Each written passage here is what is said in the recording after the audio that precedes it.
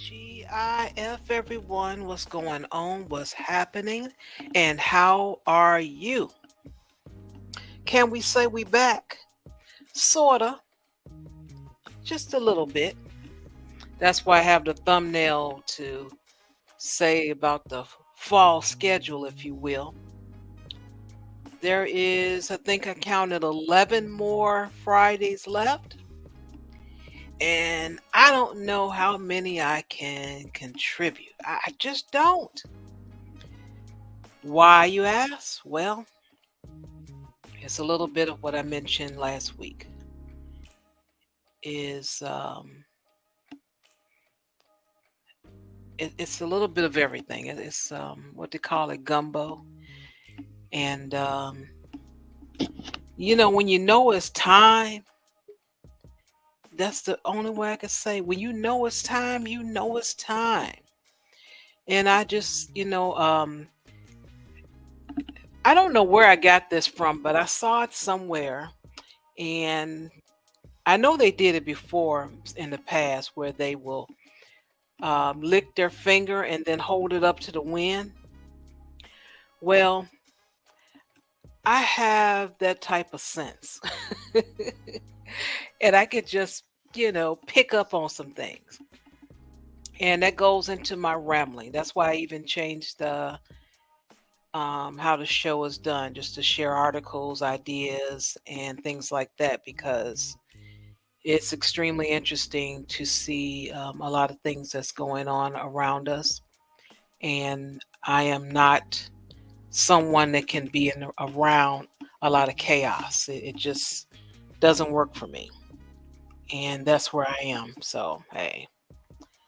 It's been an interesting week, I must say. Very interesting week. Tiring. It's very tiring. And I am glad to be here nonetheless. Not sure how long we will go tonight, because the show that I originally wanted to do, it would have been very long, and I don't have that type of energy.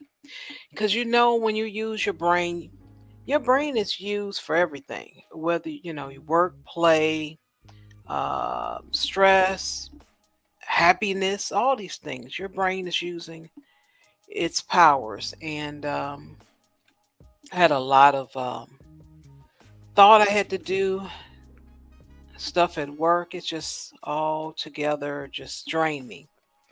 And seeing a little bit of here and there and things in the YouTube streets, I'm like, what the world is going on? As well as the world. It's really the world. The YouTube streets is very small, to be honest, but the world is huge, even though they say it's a small place. But it's so much going on that I can't pinpoint what's going to happen, except for it's not going to get better. It's not going to get better. And that's the sad part. The numbers are going up out there. So people be safe, I've already said, and my friend laughed at me last year because I had bought different types of masks. And I said, girl, this ain't going nowhere. I said, usually when things happen, you need to give it at least 4 years. That's just the bottom line. And I said, and whether it is or not, I said, I'll be wearing mine 2024. So even if it's just me and the bus driver or whoever, it just be a few people, very few, and I'll be one of them. I have no problem with that. Just it'll be part of my my dress wear. I don't care. That's where I am at this point. But um, you know, the crime and all these things, stuff you can't control, you can't solve the problem. I don't know. It irritates me. And I will say that the bill that they're trying to repeal it as far as the no cash bail. They are trying to do something about that. So I'm very happy about it. I am very happy. Um, and tonight I'm just going to share some articles of some crime. We'll talk about that. I can see it going an hour unless more people participate. But other than that, that's what I see. So I'll go ahead and get started with our little intro. I got my official intro. My producer has hooked me up. And yeah, I'm in there. I'm in there like fleeing. I'm in like fleeing. So let me get that ready for you guys. And here we go.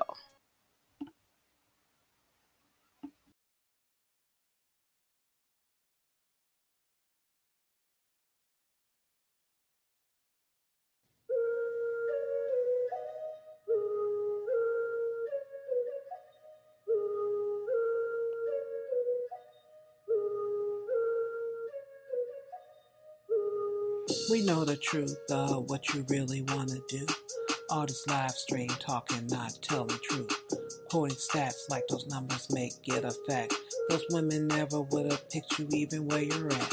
Winter's here and it's here for you indefinitely. You turn your back on your own damn community. We see your comments in the chat and it's hate speech. You mad at women cause they didn't choose you in their sheets. Name your doctor writing your script cause the dosage off. Flipping the script, women winning, talking about they lost. Been 4 years you've been hanging in these YouTube streets. Congratulations, you just earned your bachelor's degree. You wanna clap them cheeks? You wanna clap them cheeks? You wanna clap them cheeks? You wanna clap them cheeks? Those red pills never done nothing for you. I hear Red Bull is on sale, won't you pick up too? Speaking of which, your godfather is dead and gone.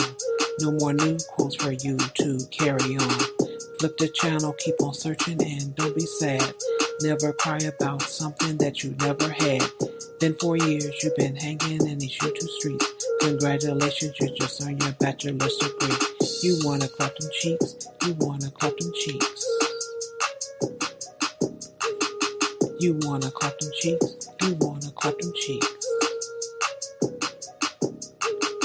You wanna clap them cheeks? You wanna clap them cheeks? You wanna clap them cheeks? You wanna clap them cheeks?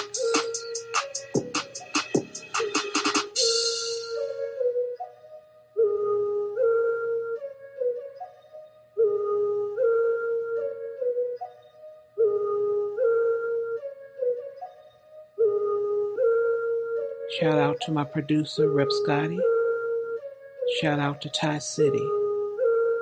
Keep grinding.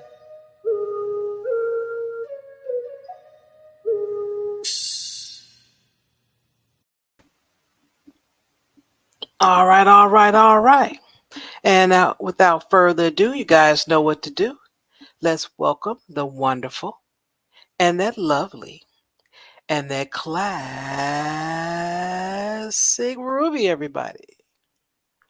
Happy Thanksgiving, y'all. Yeah, I know y'all are American and do these weird things and celebrate Thanksgiving in November, but ours is this weekend, and I just came from the first of hopefully several meals for free that I'm going to get to eat this weekend for Thanksgiving, because that's what Thanksgiving is about, free food and being thankful for the free food. It's great. Uh, Okay. Happy Thanksgiving to you. why, thank you. Why, thank you. The great thing about it, right, is because I guess Canada realized, or at least all of the retailers, maybe they're the dual retailers that are both American and Canada at least, they realized how much Canadians also like to take part in Black Friday sales, the American ones that we have access to.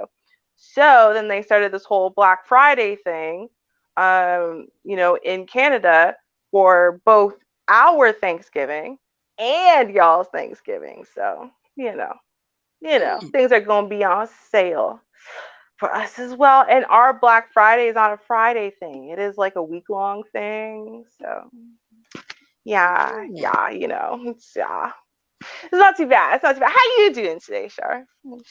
I'm pretty good. I'm a little tired, but other than that, I am well. That's good. Yeah, me too. I mean, I gotta say, y'all, I've done some crazy things this week. I sprained or somehow injured my finger from literally doing nothing. I was participating, at least on the periphery, of the petty war to end all petty wars between family members, and just generally trying to live. So yeah, it's been an exhausting week, but also very fulfilling, especially when the last pieces of a petty puzzle come together, Uh-huh. and then you haven't even released the last piece, but you're gonna, and that's when it's all gonna come together, and you win. Yeah, I can't wait till tomorrow morning. It's gonna be great. So yeah, it's been a fulfilling week. I think that's I'm hoping for everyone else, American, Canadian, whatever, y'all have something to be thankful for this week. At the very least, and if not, you could just be you know thankful for me. I mean Oh, Shar. I mean Shar. Yeah, you're thankful for Shar because Shar is wonderful, and me too. But yeah, yeah, yeah. that's right. Yes, you are. Don't you Why, thank forget you. it. Why, thank you. All right. So let's see what we got here. This first one is playing, and I wasn't ready for it to play. Get back there. Move. All right. So this first one, let me see. No, is this the right one? No, I'm on the wrong page. Okay, here we go. Oh. Let's go. You are about to see more of this high school surveillance video, which ends with a student suffering a fractured skull. CBS 2 investigator Dave Savini investigates what happened here. I was shaking myself. I was so angry that it just, I, I couldn't hardly take it. Diane Morgan showed up at her grandson's high school only to find him in a wheelchair and handcuffed. He ended up with a skull fracture and brain damage. It was just the second week of his freshman year. The family was told a slip and fall caused a serious injury, but they did not believe that story, so they demanded the school release this surveillance video. It showed the teen walking in the hallway, but then the situation escalates. Then a police officer working as a school resource officer steps in, slams the teen to the ground. Now, the family wants to know, why was such force used and why were they not immediately told what happened? Dave Savini's exclusive investigation airs tonight on the CBS. All right. So that'll be airing shortly. So maybe I can play the outcome of that on next week. Ah, boy. Slip and fall, huh? Yeah. Yeah, Yeah. Slip that, and fall. Oh, that's not what you saw, sure.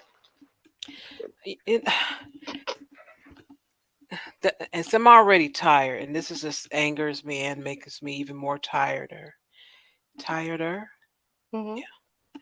Well, that's what I am. Tireder, whether it's a word or not. I'm that. It has caused me such anger because I deal with that anyway.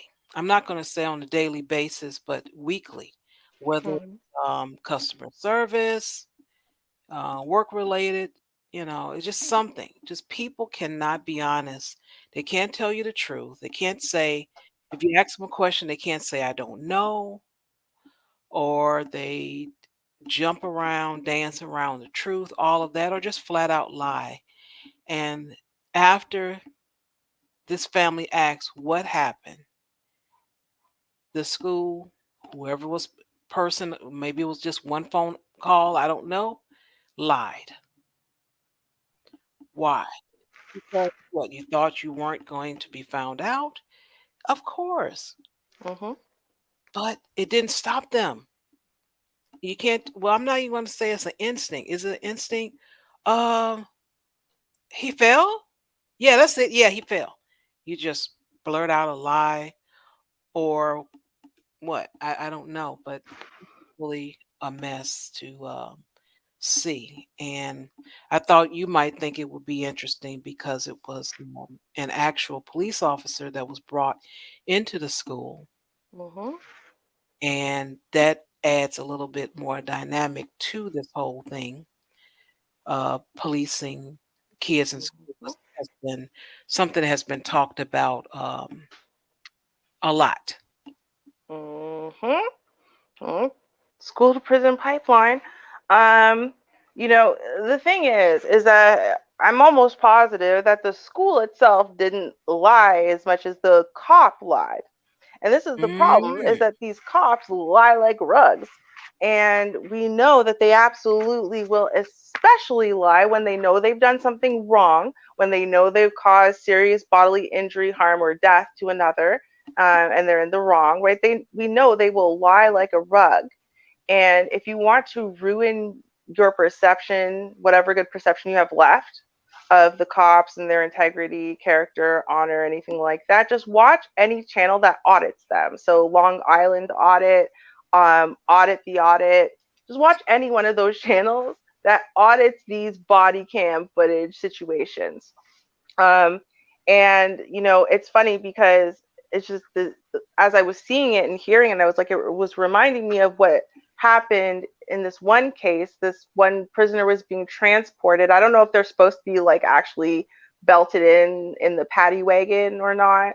But anyway, mhm. this guy was handcuffed and he wasn't belted in, and the guy driving the paddy wagon was driving like a maniac. I don't know if he was busy, he wanted to get somewhere, I don't know. He was driving like a maniac, super fast, slamming on his brakes, whatever. And this one time he did it, the guy in the back went flying, and went head first, flying into like the metal wall. And Wow. then the whole rest of the video, he's laying on his front, not moving, not an inch. And so, he's trying to scream out to the guy who eventually hears him, but then starts telling all these lies to the guy. I can't open the door if it's only one of us. I can't this. I can't that. And then he finally heard the guy was saying, I can't move. I think I'm paralyzed. Da, da, da. So the guy Mm, said, okay, let me check. Now, at that point, he had been driving for 10 minutes with this guy lying on the thing with a broken neck. And he opens the back, and then you see at that point yeah, he can open the back, he can look inside without being at any risk. So that means he could have done that immediately. He just didn't care, just didn't wanna. The end, right? So he realizes, okay, there's a real problem here. So guys, like, please just call an ambulance, like just now, please, right? This guy still drives into the precinct, right, with this, because the guy is realizing, I can't move, I am paralyzed. It means my neck is broken, and the more you're moving and jolting me all over the damn place, the guy finally slows down. But it's like you're just creating more and more permanent damage. So that's then they true. get to the police station, Shar, and they don't wait for the ambulance. No, no, no, no, no. The cops, some female, some male, start accusing this guy of malingering, or he's drunk, or he's this, or he's that, right? Point is, he could move, he's just choosing not to, and whatever. They pull him out roughly by his legs. He cannot hold his own body up or even his own neck up. They're letting it flop, they're letting whatever. They're trying to make him walk. He cannot hold his, like, it's so clear that he's not putting on a show, and yet I don't know if it's that they're being willfully ignorant or whatever, but it's like, no, the way that then you watch them treat him for 20 minutes, right? He can't even hold himself in the wheelchair, and they're telling him he needs to sit up if his neck hurts, and da da da da da. He can barely lift his own head, and that's all he can do, and he can't keep it all the way up. Then he slides onto the ground. They tell him to get up. He says, I can't. Like, what is happening? I can't. You know what they did? They Right. dragged him on the floor, dragged him into a cell to wait, dragged this man who they broke his neck on transport. He was perfectly fine. Dragged him into a cell to wait for the ambulance. Now that, and then what was the story? He right? They had nothing to do. The driver didn't do nothing wrong. Whatever, he did all these things wrong. That's what they did. Then he did this and he did this. Of That's course. what they do. That's what they do. They lie like rugs, and especially when they know they're wrong, especially when they're scared, especially when they know they have done the wrong thing. They will lie and lie and lie, and then you know what? Their police sergeants will cover for them, and their captains will cover for them, and they will keep telling that lie because what they're hoping to do is they're hoping you don't look into it. They are hoping you don't, and the official story is going to run that they are innocent. And that's all there is to it. And that's what they want. And you know what? That's what they did to this kid. This kid. He's like, no, I was trying to da da da, and then he was trying to flee, and then he slipped and fell. It's not I picked him up and bodily slammed his head into the ground with such force that I fractured his skull. No. He slipped and fell while he was trying to evade me while I was just innocently doing my job. That's what happened. Because the cops are innocent. It's a bunch of good apples in there, right? It's just like occasional one bad apple, right? That spoils the bunch. Like, come on. And they're so delusional, right? And they're so in denial about it that they now have these criminals, right, who want unending power with no consequences, who answer to nobody inside of the school with your under the age of 18 children, to manhandle them and treat them like they are the same criminals, murderers, and rapists and whatever on the street. They want to treat your children like that because that's the only coping mechanisms they know. It's not like they know how to deal with something properly, de-escalate situation, not immediately go to some kind of unreasonable force. They don't have that skill or those training. So they're going to treat your 14-year-old or your 15-year-old or your 16. They're going to treat your kids like they would a murderer with a gun. That's what they're doing. And everyone's so delusional and so in denial that they're putting it's not even like they're patrolling outside. You put them inside to police the students. Are you out of your ever loving mind? Like what? Really? Why? Why? What? There's no way someone can convince me that cop being inside of that school did anything positive ever. I don't mean just now in this one situation. I mean ever. There's no reason why a cop needs to be inside of the school. None at all. It's ridiculous. Just ridiculous. Well, welcome to the panel zero. What would you like to add? Hey. Hey, Shah. Hey, Ruby. Welcome. Oh yeah, I guess I'll add this about cops. Like people assume that cops supposed to tell you the truth, but they're actually trained to lie. They trained to lie? Oh wow. Yeah, they're trained to lie. Yeah, they don't have to tell you the truth. Like you see, like text they do, they'll make people sign a confession of a crime they didn't commit. And there's also one technique. I remember my cousin who's a cop, kind of told me about. I actually heard about it before, but hearing them talking about it, like they have like something like where a cop can talk to you, kind of do interrogation with you without making like interrogation. Like they have a conversation with you, which they call a casual conversation. So they'll be talking to you, and you just be talking, thinking, yeah, there's nothing wrong with conversation. But they sit there talking to you, hoping they can find something to use to pin on you, so they can either get you on a crime or maybe make you an informant and do something for them. Okay. Yeah, because like technically, police aren't supposed to have informants, but if you happen to have his home phone or something like that, and he just happened to call them and give their information, then I mean, I don't know how it is everywhere else, but I know like that's how my cousin explained it. Like, here where I'm at, but I don't know how it is in other spots. But yeah, like they have all kind of techniques they have to, to a lot of people, and it's ridiculous with the stuff they get away with. Like if Mm. like if you're getting pulled over, come tell you got a car, you don't necessarily have to get out, but there. I mean, but you do need to know how to to protect yourself. So the cop, if he's like trying to do something, can't like just be readily available to do it. So I say like if you're in a car, you don't feel safe, kind of like it tell you roll out well. I say just crack it. Just a little bit, so they don't try to try to pull you out the car or nothing like that. And and if you don't and like you talk to them, you don't feel safe. You could actually go above them. Call where a supervisor is and let them know that you don't feel safe or anything. Like especially when you're doing nothing wrong. Okay. And sometimes I mean you let that works if you don't feel safe and that supervisor go and talk to them and back them down because I had a few people I knew like who would one matter of fact, I knew one particular lady who didn't feel safe and she did all these things and pretty much called the superior told her back down and go on about his business. Yeah, that sounds Yeah. like a really straight thing to do, but we see so Yeah, many stories and they yeah, don't yeah. always work out. And Yeah. I mean, yeah, yeah. If but a cop yeah, gonna be corrupt, theory, he gonna do what he want to do.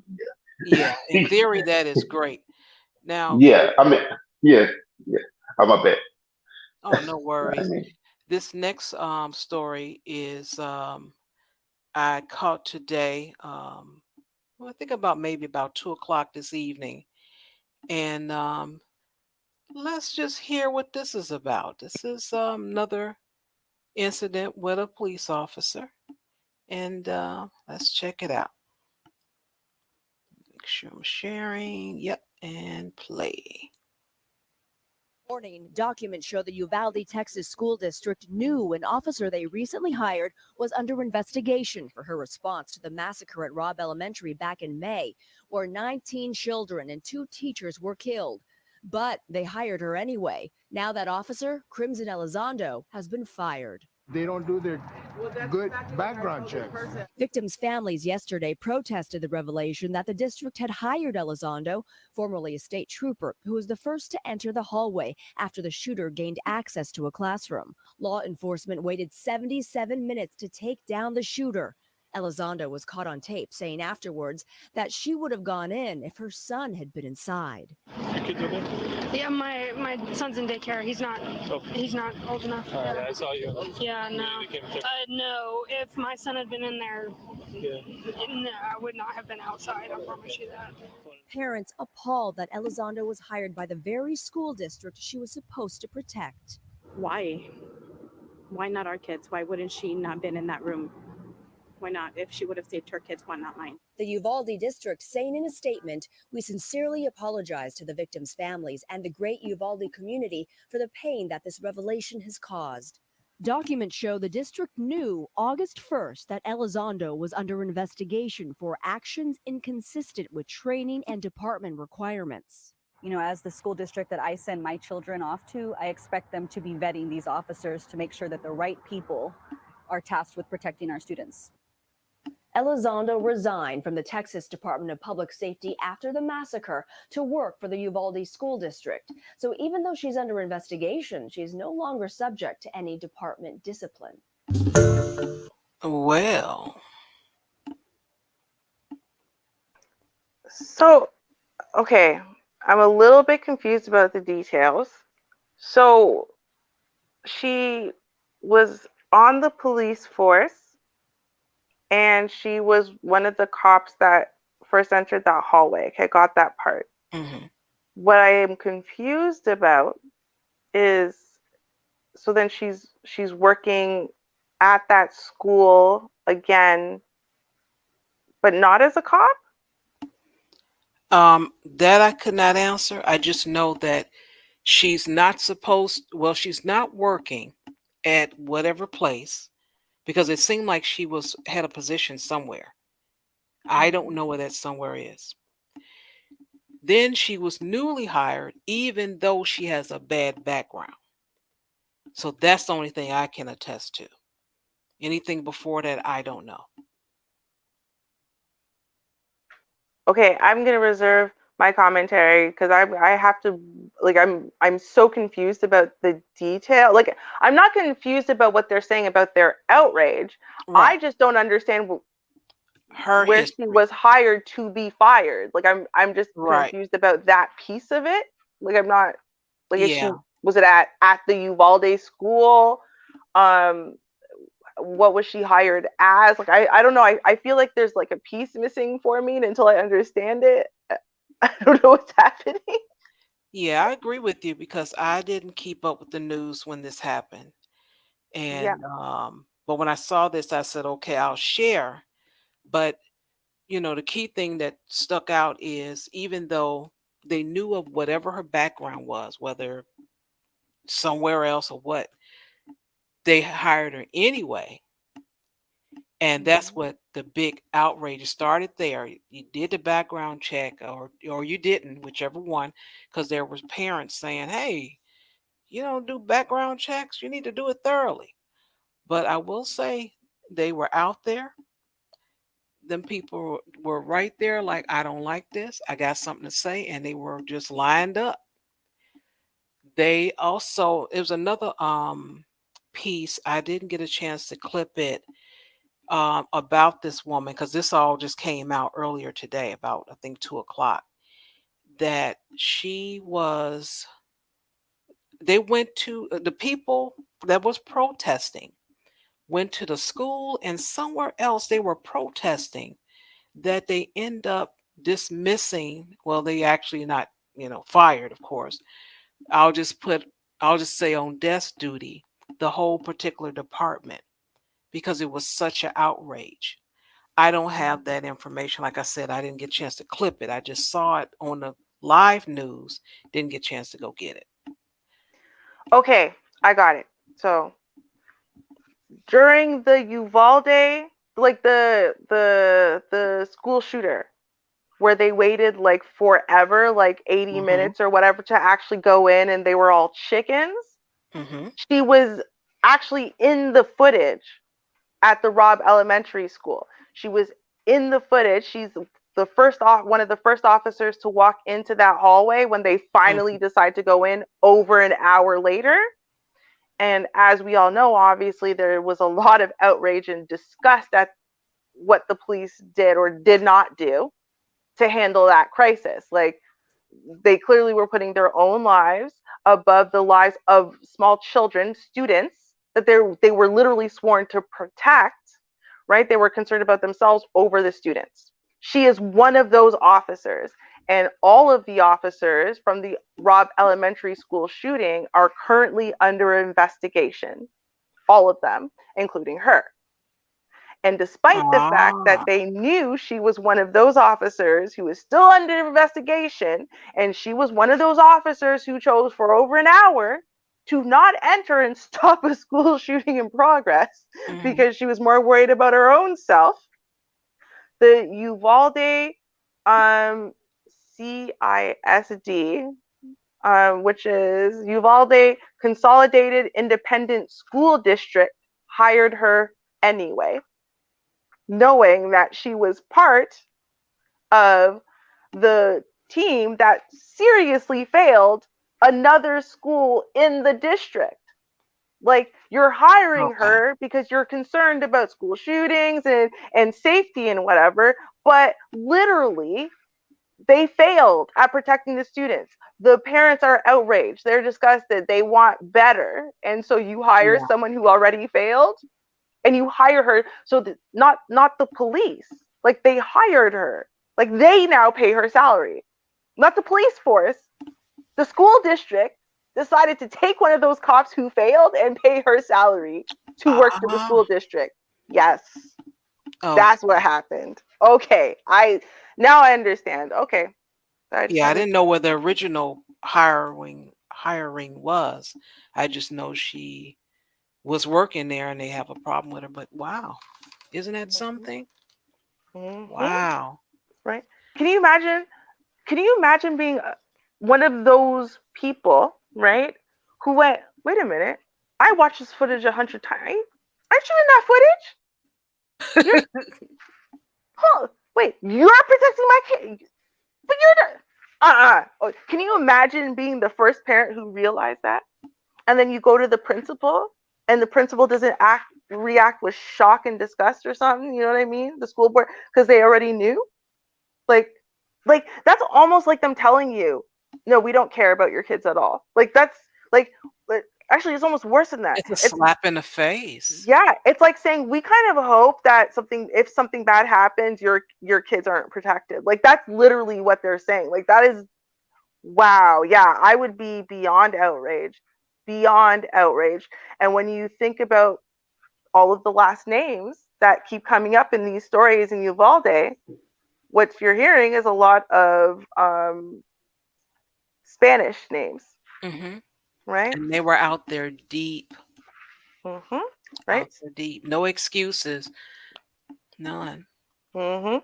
So this is it seems like it's like a middle class to affluent, Hispanic community, right? That is very invested in their kids and the welfare and whatever. And, and it's kind of like they are experiencing what we often experience in Black neighborhoods and Black communities when similar kind of, backhands are given to us about our children, about protecting our neighborhoods. And we're like, are you crazy? This cop has literally murdered 4 people and, is clearly brought up on these charges for assaulting small children and this and that. And, they're sexual predators and whatever. And you're letting them patrol our streets, like in our community. You just move them to our community. Like, are you okay? Like, why would you think that's an acceptable move?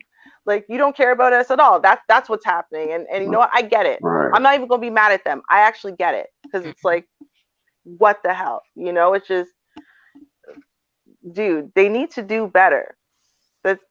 That's just what it is. They need to do, I don't know how. Well, actually, we do know how. Insurance, so on and so forth. But come on, this is disgusting. Get your own insurance. That's why. That's how you do it. Facts. Your own darn insurance. And the ironic thing about it, I remember reading this like years ago. I think the Supreme Court did this in 2014. I think they announced when they had said like police aren't actually there to protect, serve, they're actually there to force policy. I mean, it's ironic that they say that, but then they still have to protect and serve sign at the police station. I'm like, you just protect the policy. Like, why you keep saying protect certain people? Then? Like, wow, isn't that something?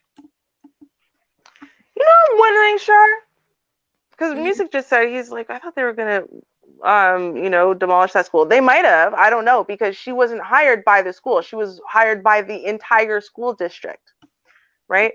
Which then makes you wonder something. First of all, how many other cops were hired by the school district itself? If none of them, then it makes you wonder if she was one of the first cops inside of that hallway and they had to know there was going to be this blowback, but they hired her anyway. What does she have on them? Like, for example, is she the one cop who wanted to go in? I mean, she might have been. I don't know. Maybe there's a deeper story there. And she's the one who told them that X, Y, Z, and they dismissed her. They wouldn't listen to her, whatever. And she obviously ended up being right. Or, because then she's got a little bit of leverage behind the thin blue line over there. And so, that's what they do when you got leverage, right? They give you what you want. So I don't know. I think it'll be interesting to look into it. Okay. All right. So the next story, let me see, I have nothing else on police. This is on what's going on with these people doing what they do. All right, make sure I'm sharing and get it going. For the first time since his arrest, we are hearing from the Purdue student accused of murdering his roommate. You were blackmailed. Can you explain why? Why? You have anything to say to the victim's family?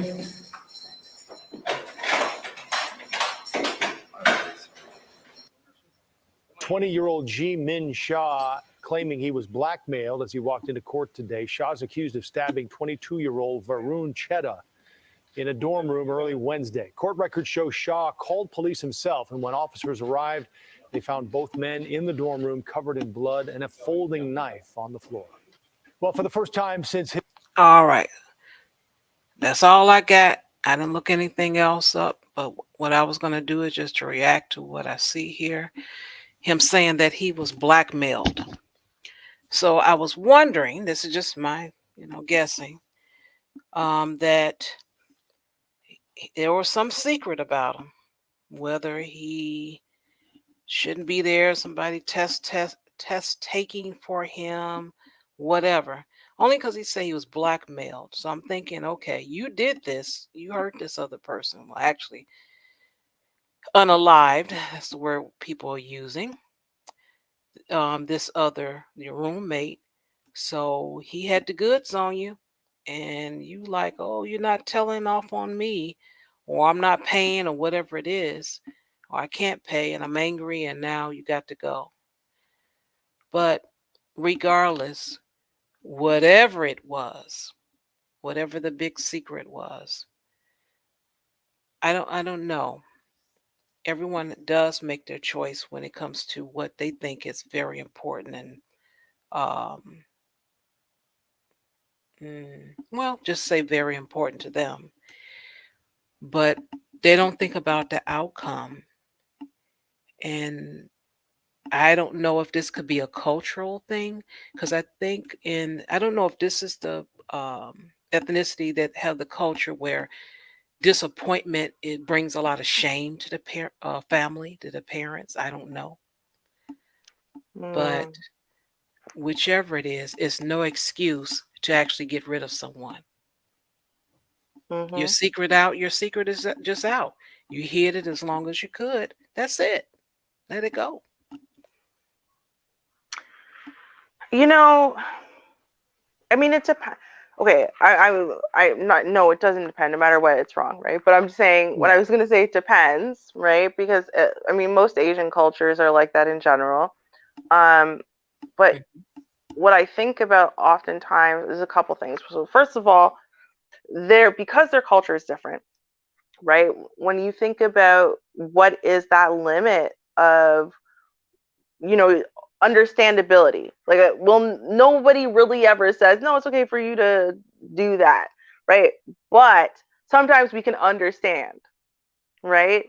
And it's like, but it'll be based on, this Western world and the, the limits that we feel like, ooh, that would be pushing me over my limit, right? And so, I think to myself, when it comes to that parental, it's not just parental pressure, it's about the societal pressure, it's about the societal expectations, it's about your belief systems that you've been kind of, bred your whole life. If you fail, then what does that mean? And also, what are the consequences in that particular culture when, say, a child shames and disgraces the family? Yeah. Right? Like, there are definitely parts of Asian culture where it's like, you either have to do like the honor unaliving, right? Or you have to unalive yourself as the head of the family. Or the mothers will unalive themselves because they are so ashamed because they failed at raising their children correctly to be successful, or to have morals or character or values. So, sometimes those things are not just selfishly like, I just don't want to get caught, I just don't want to get in trouble.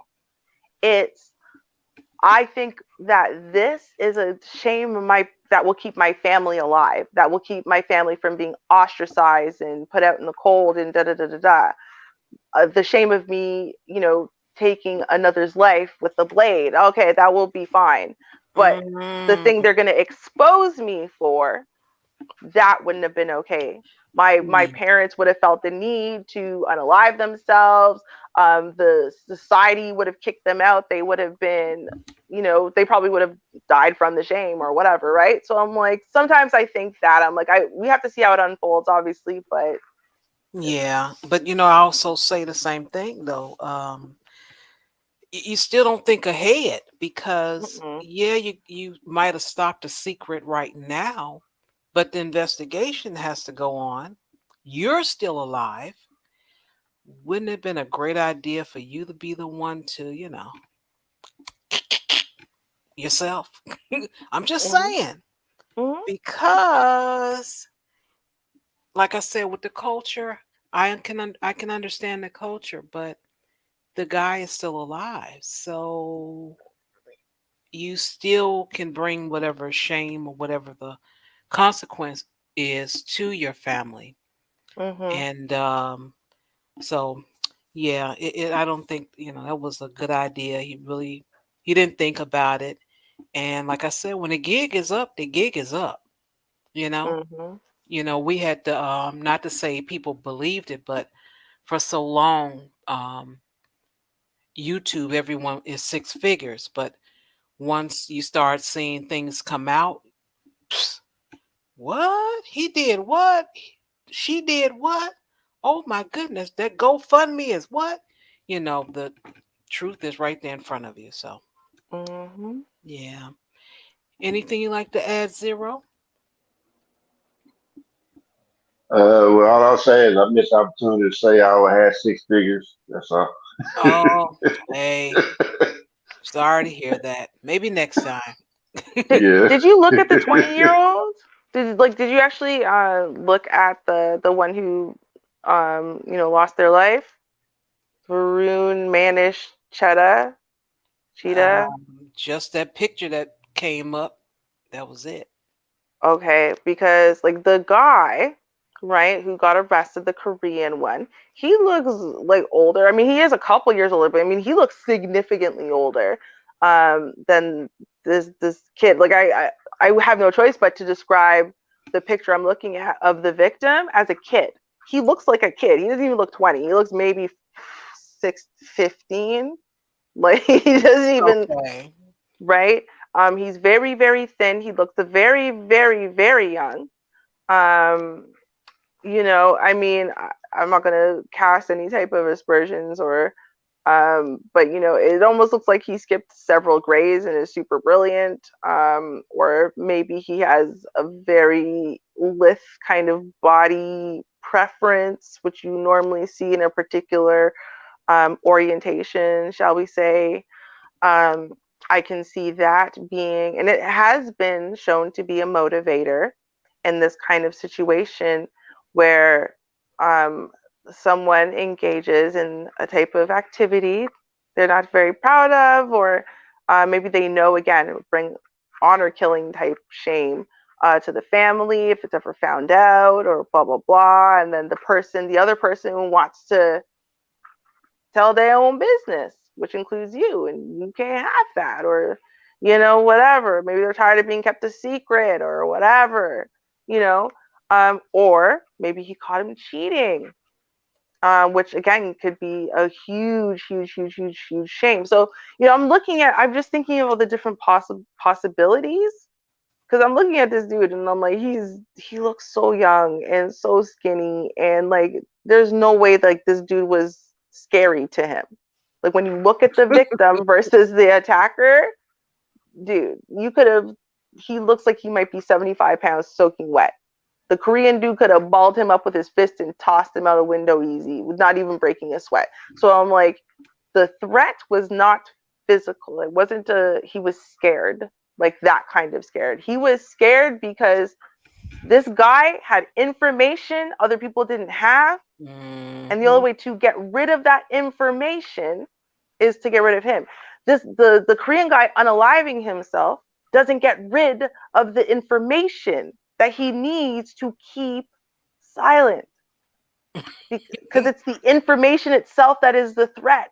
It's not about that's why I see it's starting to line up. It's not about the threat to himself per se. It's the threat to the honor of the family. You see? And that's why he couldn't just unalive himself and escape it, because then the other dude could still go on and expose him. and then it's still gonna hit his parents. Are still gonna have to take that shame. You see? Yep. Mm-hmm. Oh, I can't wait till the details of this one come out. This is interesting. Mm-hmm. Okay. Well, back to scam. Oh, scam. What will the world be without scams, and fraud and greed? That's the American way. That's Oh how boy. we do it, Ruby. I just have to break it down to you. That's I how we know. do it. Mm, I I sense I know. sense trolling Huh? ahead. Just saying. That's how we do it. So I'm going to have this up on the screen while I read another tab that breaks it down a little bit. And then I got a third tab, and I'll explain why I got the third tab. Okay, so Okay. we got an Orange County physician pleaded guilty Wednesday to orchestrating a scheme to defraud Medi-Cal out of $20 million. Just to let you know, that's nothing. Dr. Gautam Gupta got him beat. Mm, Just want to say, I just have to mm, say his name. But mm-hmm.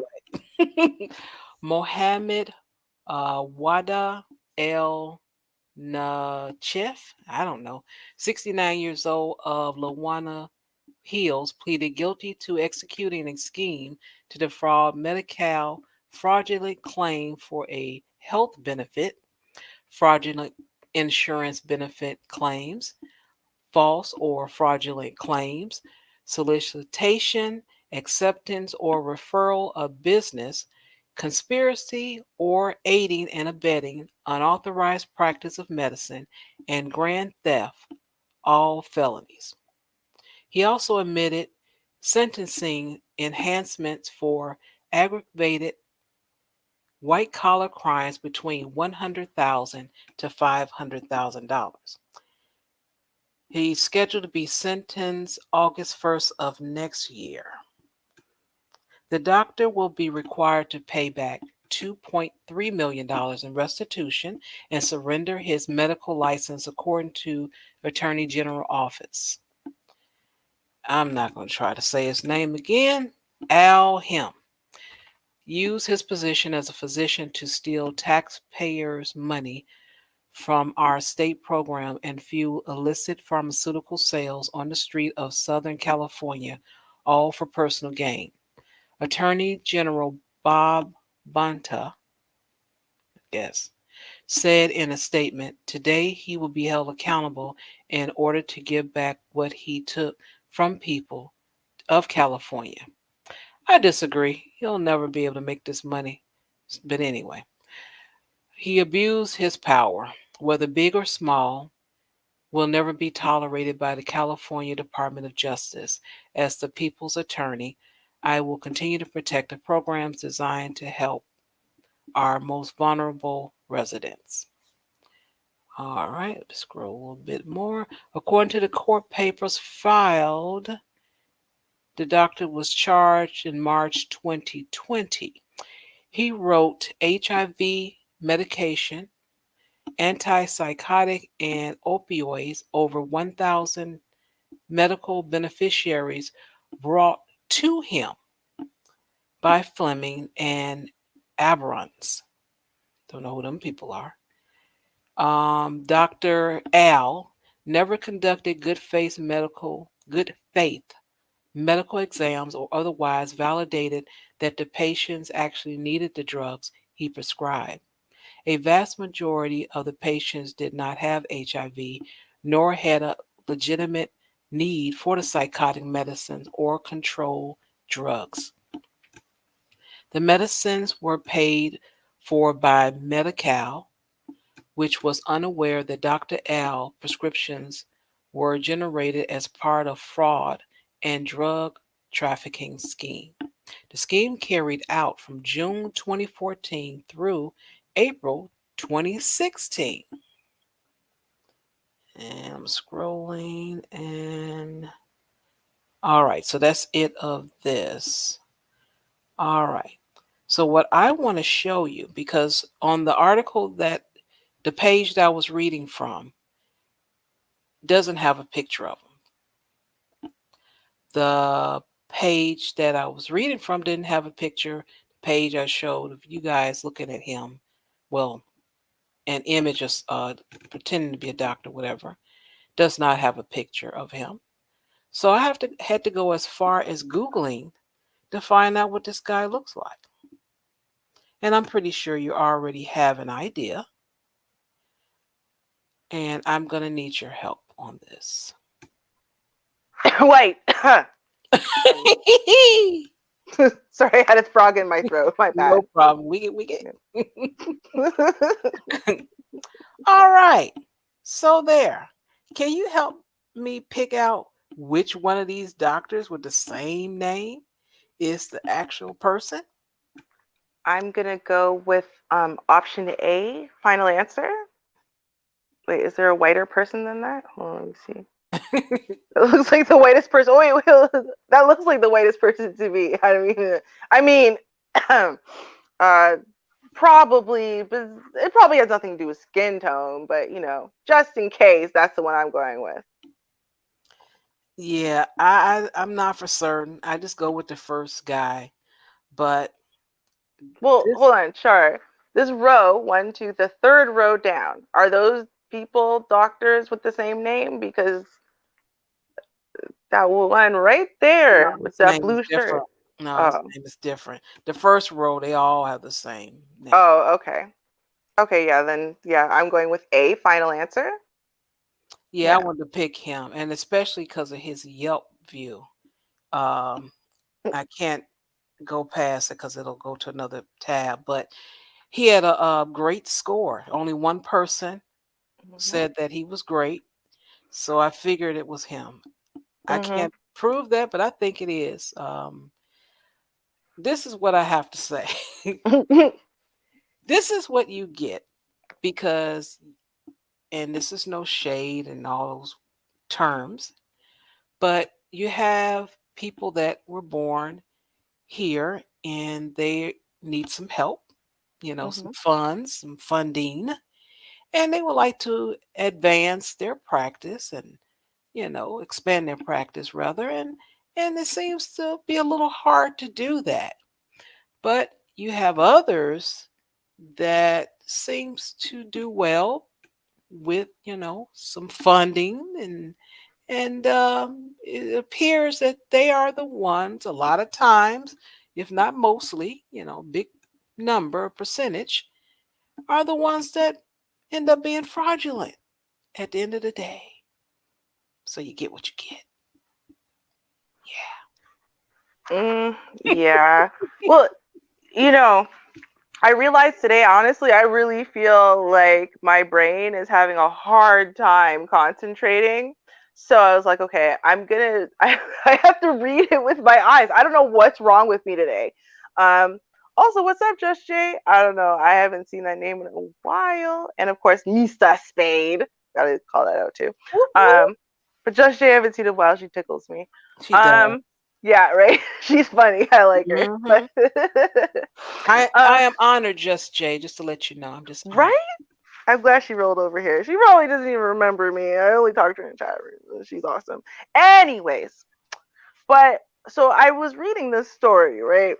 And I'm like, okay, so explain to me, because right now this is what it seems like to me. So there's actually the brains behind the operation, which is not this clown, right? I mean, I'm sure that's probably the right clown. Like, I'm not saying that's not the doctor. I'm saying that he's not the brains, because the way that they phrased it is that there are recruiters, and the recruiters, they recruited the doctor, but they also recruited patients.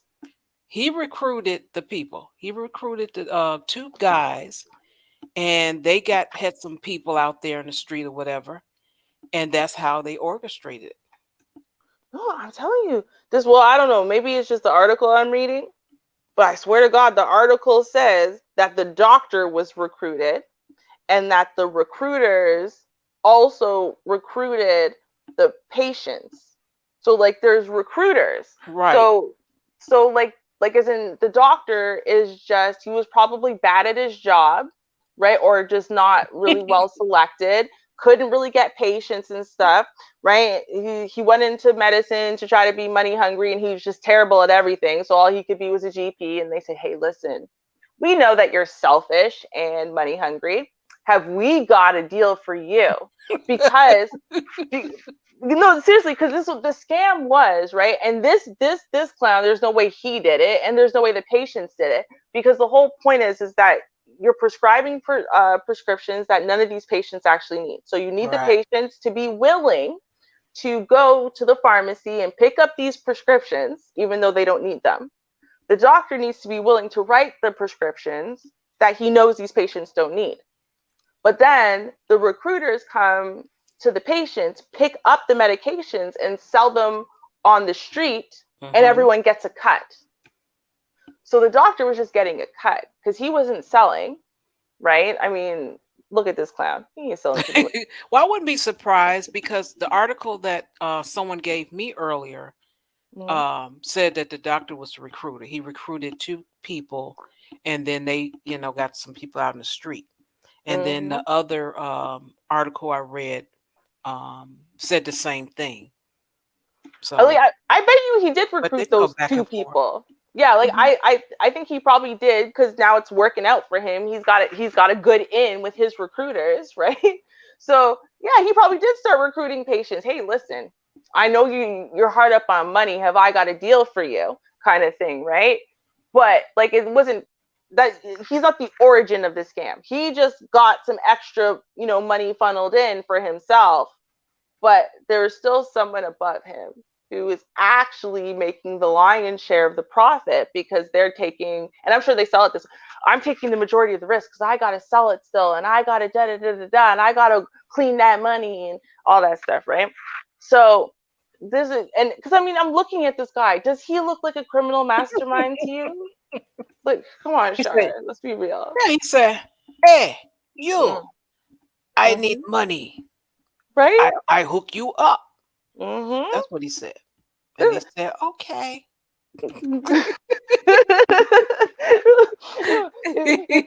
because this happens all the time. This actually does happen. And we've heard other stories just in slightly different ways and stuff, right? But this happens all the time because these doctors go to medical school, right? They're not great.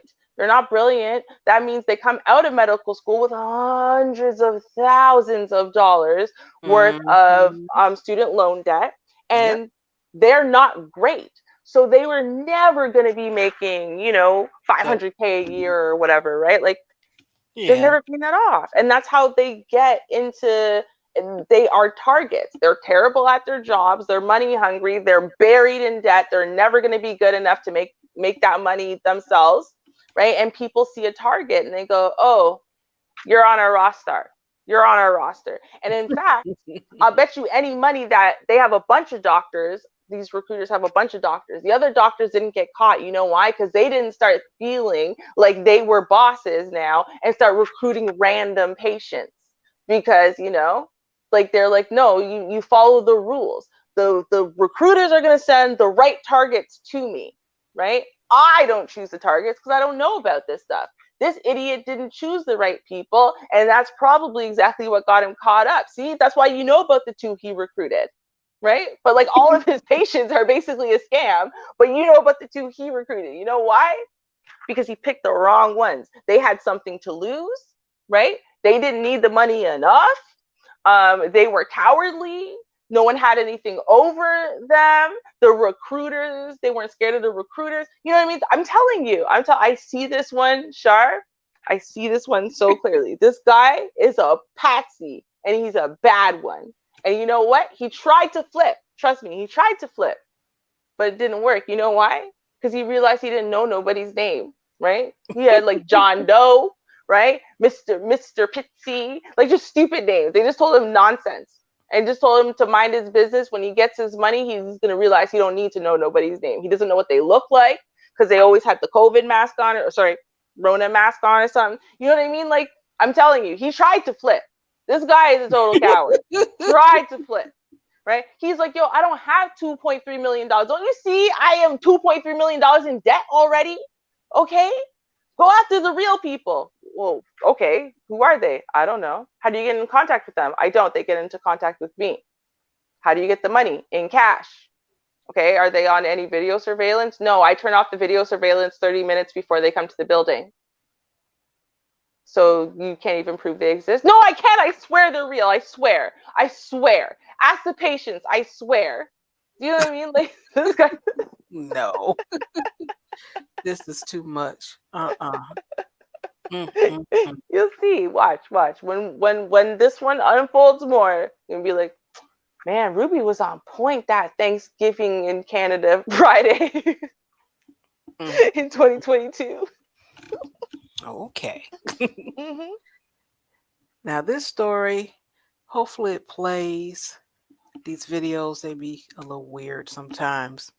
You got a former Eagle Rock T-Mobile store owner stole $25 million in multi-year phone hacking scheme. So hopefully this will play. Uh-oh, got a commercial. Let me go on and mute while the commercial plays. Hey man, told you it's a hard knock life. People need money. Oh yeah, commercial. And 15 cents per ad read. Owner of a T-Mobile store in LA stole $25 million in a 5-year hacking scheme. He would unlock hundreds of thousands of phones and then sell them on the black market. He also unlocked phones from Sprint, AT&T, and other carriers. The 44-year-old will be sentenced in October and could get at least 2 years in prison for aggravated identity theft. He could also get up to 165 years for counts related to wire fraud, money laundering, and accessing a computer without authorization. The former owner... Man, he ain't gonna live that long, but $25 million within 4 years. Why didn't he stop at year one? That was enough. If he got, what, about good 5 million, 6? Stop. You got enough to do something else in life. Pay off your bills, go somewhere else, do something. But no. He's like, hey, bring your phone here. Hey, you bring your phone here. Hey, give me some money. Oh, I'll take cash only. He just couldn't help himself. Why? It's just agreed. Just couldn't help himself. You got anything on the phone? Zero? Anything on the phone? No? Okay. No, it's just agreed. Like, you know what? On one side, it's agreed, right? But on the other side, it would be like let's say you had built up. Is there an amount of pension, Char, right? That you could say, like, okay, let's say right now, right? Like, let's say right now that all the working you had done, right? And like you had this pension, and that pension had $5 million in it, right? Okay. Now, Sound good. You could do one of two things. You could opt out of paying into the pension anymore. Or you could keep paying into the pension, so that way you could have more than 5 million. Would you opt out, or would you keep paying into it? Oh, I can opt out. I'm good with 5 million. Oh, see, most people that are not sure would say, no, I'm going to keep paying in because 5 million is great, but 6 million would be better. 8 million would be even better, right? Like, because people will start thinking about, okay, well, now it's not just me, but hey, I could actually help out this person. Oh, I could have better plans than just what I was planning. Oh, I could always live my dreams with just this little bit more. I could probably start living better now. Maybe I could. So, you know, the more money you make, the more you need, because, you know, your aspirations and what you are trying to do with it get more expensive, right? I think that's what happens. It's like people just keep building on and building on, and signing themselves up for more debt, signing themselves up for more things that cost more money, committing themselves to more things in their head, like, well, it would be wrong if I didn't give my nephew this, and it would be wrong if I didn't do this, and it would be wrong if I didn't pay off my mom as this, and then they're like, oh, well, I should probably pay for my funeral plot for 100 years, and that's going to cost some money, and before you know it, it's just like, it just feels like, oh, 5 million, that's barely anything. If I keep doing this for 2 more years, I might be able to get 50 million. Oh, that's nice. Just give me the 5. Thank you very much. And yeah, I'm good. Yeah, I'm good. Thank you. I don't need much.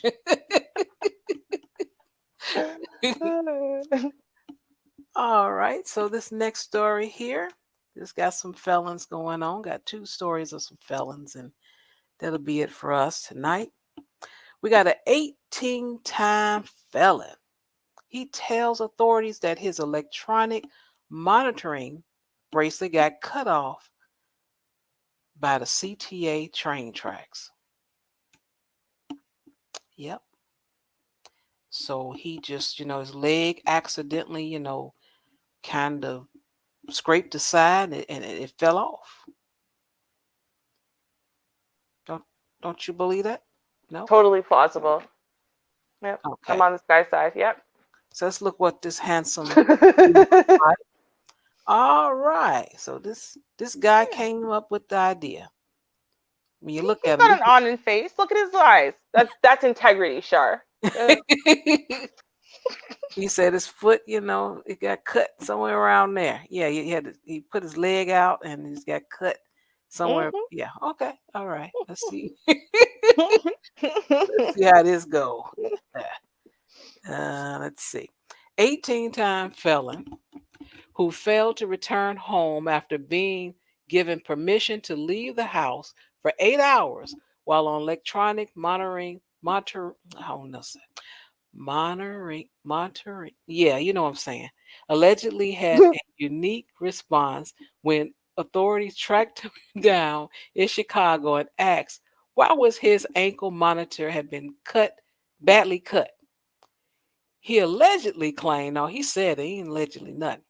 He claimed that it became entangled. Oh, not in the word entangle. Lord have mercy. It got entangled on the CT tracks, on the train track. Not the entanglement. That's right. That's right. That's right. Shout out Jada. That's right. Y'all need to understand, okay?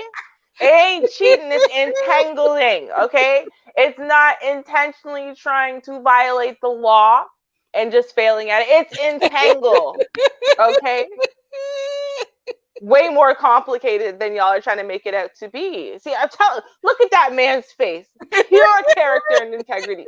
Y'all are wrong. Y'all are wrong. Okay, sorry. I can't. Thank you, Danteezy. Monitoring. Thank you. But the entanglement, he too much. Let's read the rest of this. Let me see. Let's go back to the page. Where I left off at. Oh, and because Illinois Criminal Justice Reform Bill, known as the Safety Act, I don't know why, requires EM participants to be AWOL or AWOL for 48 consecutive hours before it becomes a crime. Woodrow, oh Lord, Woodrow Rowe, 58, won't be charged with escape. He is, however, charged with felony damage to government property for allegedly, no, he did it, giving his $800 ankle monitor the slice and dice treatment. I can't with Woodrow. Woodrow, you too much, man. You just too much. Entanglement. I can't. Hold on. The dumbest part of this story is Char. No, hold on. The real question. No, seriously, I have a real question. Okay. Did you read to me, though, that it's not a crime unless you are gone for 48 hours? Yes, if they can't find you 48 hours, that's when it becomes a crime. And that's another reason why we're really concerned about this Safety Act that starts January 1st, Mm-hmm. because a lot of people that's out on parole, they go out and they end up, getting rid of someone, which is the next story and last story I'm going to mention. But wait, but how is it not a crime? Okay, Well, hold on. see, you could have fell between the tracks and fell asleep, and then your fairy godmother came by because your tooth had fell out, and she gave you some money, and then you went down to the store and you had bought a few things, and then you showed up at the 47th hour. So they give Right. you 48 hours. Yeah. Exactly. And you see, that is exactly why I said that dude, full of character and integrity. You know why? Because they make up stupid laws. Like if you cut off your ankle bracelet, you ain't committing a crime until you reach hour 48. Well, yeah, according to y'all's logic, he's not a criminal then. He is a very honest man with integrity. He lets y'all find it within 48 hours. It don't matter if he tried to cut that thing off his leg. It don't matter if he disappeared because he wanted to be off the radar because he knew he was going to be violating his parole, probation, whatever it was that he has an ankle monitor on for. It doesn't matter. It doesn't matter. Y'all made that law and then you told him what it was. Do you see what I'm saying? Yeah. And so all he did was follow y'all's idiocy.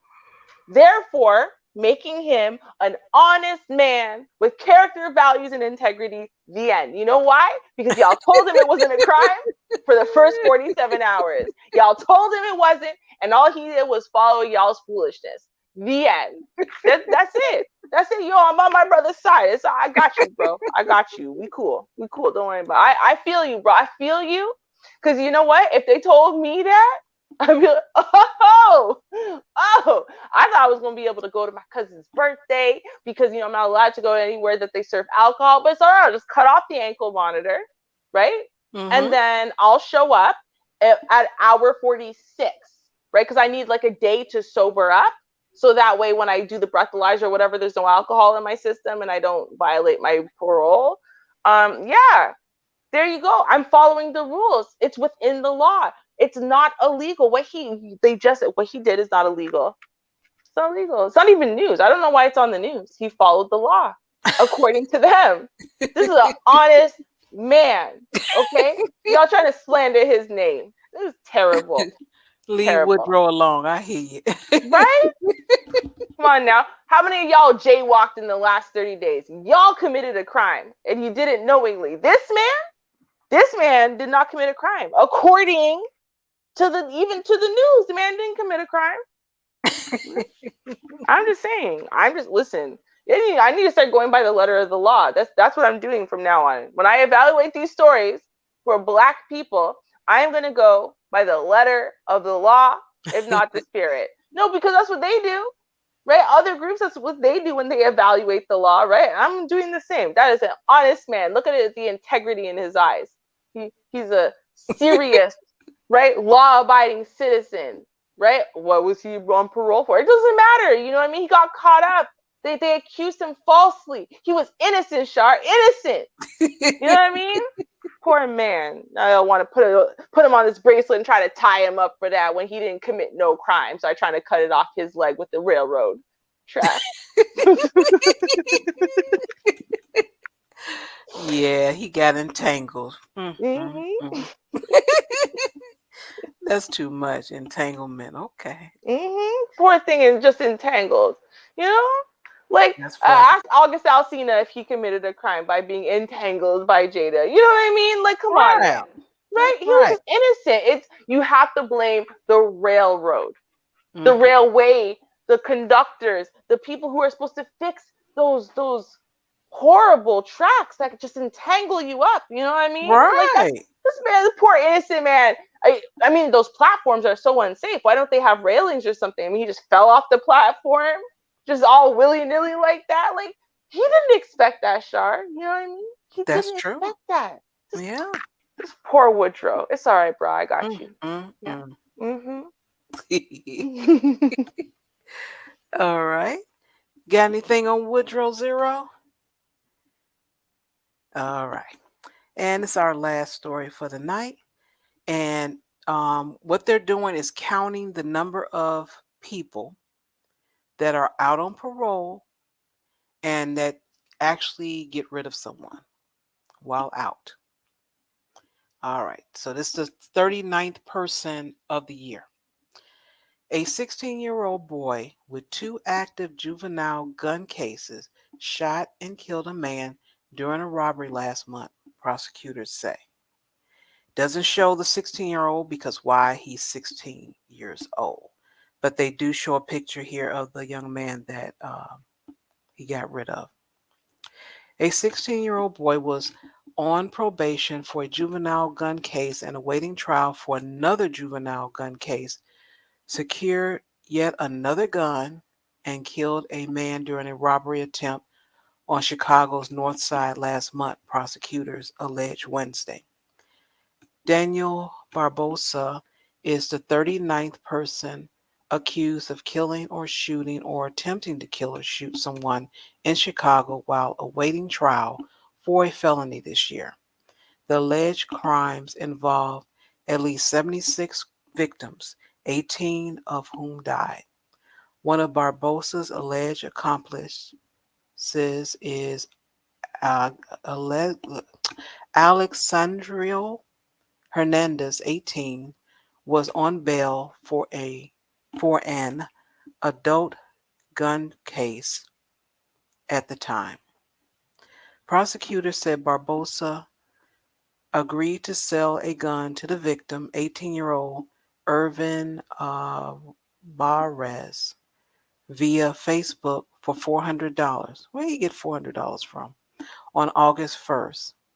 He told Alvarez, I guess, to meet him at the intersection of Natchez and Dixon in Belmont Creggan at 7 p.m. to complete the transaction, and he promised to bring some free bullets for Mabriz, according to prosecutors Danny Hanachek. But according to Hanachek, it was all a ruse to allow Barbosa, Hernandez, and a third unidentified conspirator to rob Alvarez. Wow. I'm surprised guns are going for $400. I don't know why, but I am. But that's not the main thing. The main thing is this person was the 39th, or it was the 8th, which number I'm on? 39th, yes. Person that's out on bond, but for a gun charge for doing something else previous, and they let them out again. I have some stories I'll share next week, some other stuff. I think it's number 38. I think, if I'm not mistaken. That's why the number is in my head.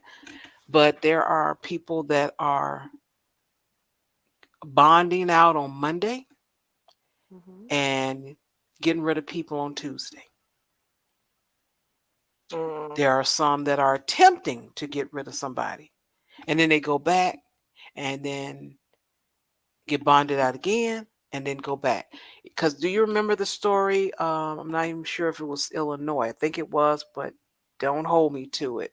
Where the man had the $10,000 bond, and you, myself, and Vonda was talking about his mama is the one that bonded him out, and you like, no, you think it was someone else.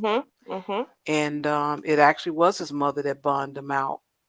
And soon as he got out, he went and he got rid of grandma. He got rid of grandma, the granddaddy, the ex-girlfriend. I'm like, what the world? So I don't know what's going on, but that is something I don't know. I could talk about all the time because I just want answers, but I want them from the person. I mean, we can speculate, but I'm like, what is in the air, the water, the bread? What? What the hell is going on with these folks? I mean, it's very simple. Well, what's going on with these folks is that they are hardened criminals, and jail doesn't mean anything to them. A lot of them did the whole school to prison pipeline thing. So their first introduction to incarceration was at a very young age, where they became, institutionalized. And at that point, that would be like the equivalent of like, dude, you just went and saw your grandma. How could you then leave your grandma's house and beat up some kid? Because your grandma's house is just another place to be. It's not serious. Court's just another place to be. Your house is just another place to be. The street's just another place to be. Prison's just another place to be. The feds is just another place to be. They don't see it as some type of deterrent.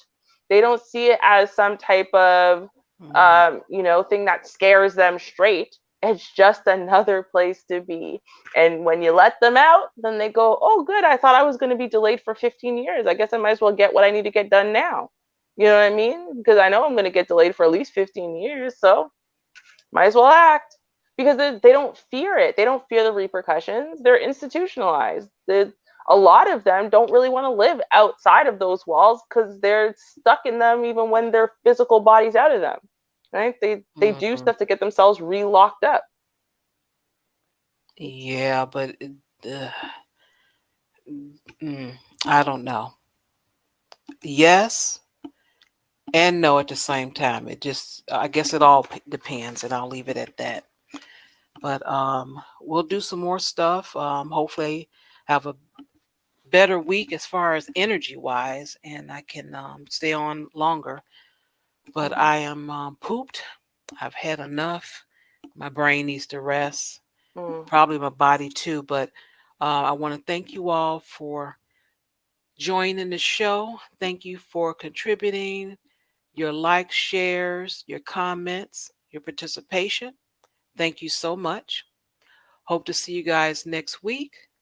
Zero, hope you have an excellent and wonderful rest of your birthday. I think you have 1 hour left to go. And until we meet again, you guys be safe and peace.